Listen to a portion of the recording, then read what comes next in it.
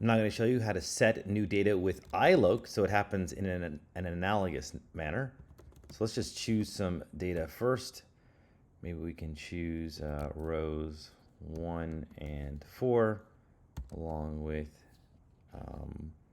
the last column. So remember, it's rows comma columns, and it's good to just see the data over here.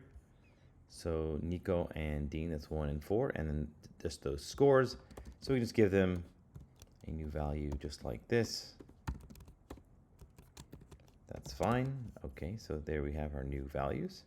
And the same way would work if you do iloc with some columns and use a single row like that.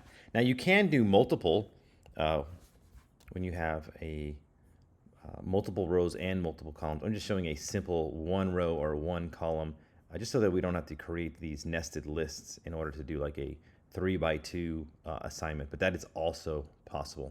Anyways, so that is how you can do subset assignment with iloc.